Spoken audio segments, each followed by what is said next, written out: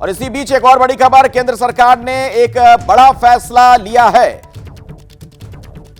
Emergency की याद में संविधान हत्या दिवस मनाने का केंद्र सरकार ने बाकायदा इसकी अधिसूचना जारी कर दी है। 25 जून 1975 को लगा था आपातकाल, 25 जून को मनाया जाएगा संविधान हत्या दिवस। यानी जो इमरजेंसी लागू किया गया था उस दौर में जब कांग्रेस की सरकार थी, 25 जून को अब संविधान हत्या दिवस के तौर पर मनाया जाएगा। बाकायदा इसके लिए नोटिफिकेशन भी जारी कर दिया गया है। तो एक बहुत ही बड़ा और अहम फैसला, चूंकि बार बार संविधान संविधान कह के ही इन दिनों हमला किया जा रहा है बीजेपी पर, प्रधानमंत्री मोदी पर, तो क्या यह उसका जवाब है? यह भी एक अहम सवाल। इमरजेंसी की याद में संविधान हत्या दिवस के तौर पर 25 जून को अब मनाए जाने का फैसला लिया गया है। बाकायदा इसके लिए अधिसूचना जारी की गई है। 25 जून को मनाया जाएगा संविधान हत्या दिवस। केंद्र सरकार ने यह एक बड़ा फैसला ले लिया है। आपातकाल की याद में केंद्र सरकार का यह नोटिफिकेशन,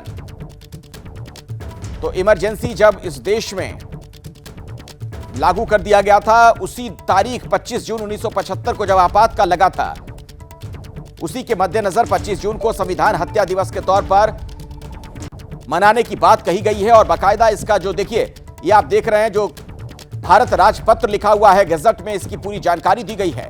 तो केंद्र सरकार ने यह बड़ा फैसला ले लिया है। इमरजेंसी जिस तारीख को लागू की गई थी 25 जून को, उसे अब संविधान हत्या दिवस के तौर पर मनाया जाएगा। नीरज, पूरी जानकारी दीजिए विस्तार से, और क्या पता चल पा रहा है इस बाबत?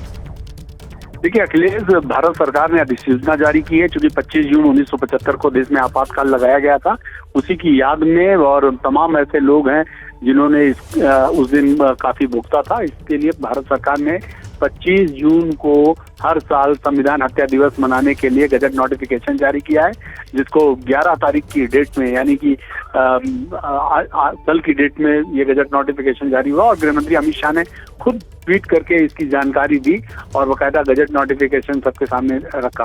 तो ये भारत सरकार का एक बड़ा फैसला है। इसे आप इस तरह से भी देख सकते हैं कि इसी पिछले सदन में किस तरह से आपातकाल को लेकर लोकसभा अध्यक्ष ने पहले प्रपोजल पढ़ा था, और उसके बाद अब भारत सरकार ने एक बार फिर से गजट नोटिफिकेशन जारी करके अपने इरादे साफ कर दिए हैं कि 25 जून को संविधान हत्या दिवस के रूप में मनाया जाएगा।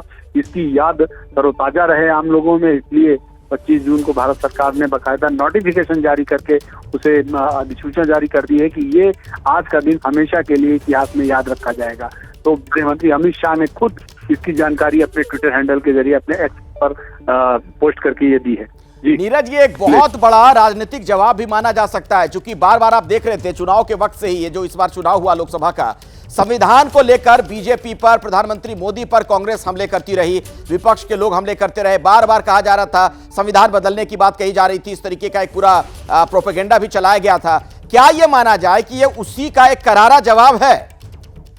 बिल्कुल अखिलेश, आप कह सकते हैं उसी का करारा जवाब है। जिस तरह से इस बार जब देखें सदन स्टार्ट हुआ और सभी कांग्रेस के और विपक्ष के सांसदों ने हाथों में संविधान की कॉपी लेकर अपनी ओथ ली और उसके बाद संविधान को हथियार बनाकर सरकार पर हमले करते रहे, तो उसी के जवाब के रूप में इसे देखा जाना चाहिए। केंद्र सरकार ने आईना दिखाने की कोशिश की कि आप संविधान बचाने की बात कर रहे हैं, लेकिन सही मायने में तो संविधान को तोड़ने वाले, संविधान को रौंदने वाले आप ही हैं। तो ये विपक्ष पर एक करारा हमला है केंद्र सरकार का, और केंद्र सरकार ने उसे बाकायदा नोटिफाई करके ये और बड़ा मूव किया है कि केंद्र विपक्ष में जब आपकी सरकार थी 1975 में, इंदिरा जी प्राइम मिनिस्टर थी, तो उस समय आपने कैसे संविधान को समाप्त करने का काम किया था कि बिल्कुल। तो केंद्र सरकार ने, यानी बीजेपी की अगुवाई में जो केंद्र की सरकार है, उसने एक तरीके से आईना दिखाने का काम कांग्रेस को किया है कि बार बार आप संविधान को लेकर जो बीजेपी को घेरते हो, मोदी को घेरते हो, ये देखिए संविधान का आपने क्या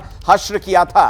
संविधान हत्या दिवस के तौर पर 25 जून को मनाने का बाकायदा नोटिफिकेशन जारी कर दिया गया है।